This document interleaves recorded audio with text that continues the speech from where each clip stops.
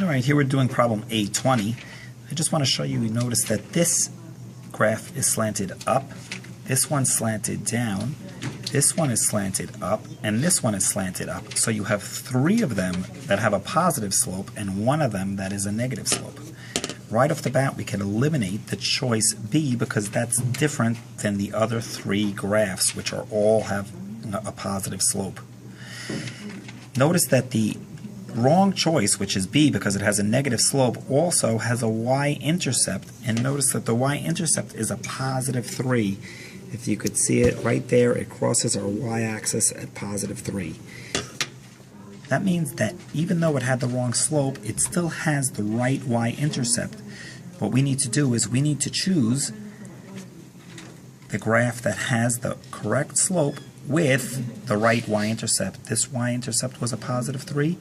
Choice C has a y-intercept of a positive 3 as well. Notice choice A has a y-intercept of a negative 3, and then choice B has a y-intercept of what looks like a negative 4. This one was the only one that had the correct slope with the right y-intercept.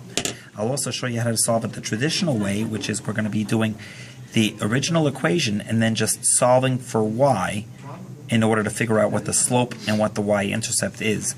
Notice right now we already know the answer is going to be a positive slope with the y-intercept of a positive 3. Okay. Quality's not too good though. That's fine. What we're doing is we're solving for y. The way we're going to solve for y is first we need to get y by itself. So don't solve for y just yet. First let's bring the negative 3x over to the other side and make it a positive 3x. So I'm going to keep this equation exactly the same.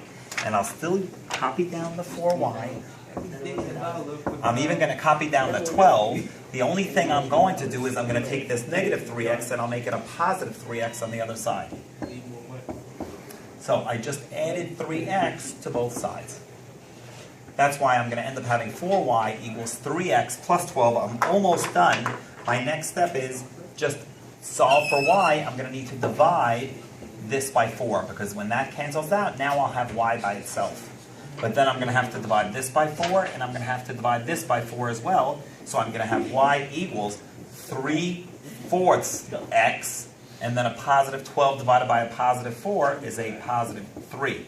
Now, the number that's in front of the x, this is going to be the slope. So the slope equals 3 over 4, and the y-intercept is equal to 3. Always the last number. This is the slope-intercept form of the equation. Now I know that my graph is going to have to be slanted up because it's a positive slope, and the y-intercept is going to be a 3. So when I draw the graph, make sure it goes through this positive 3 point and it's slanted up. And then that's how you'll know that the answer is C.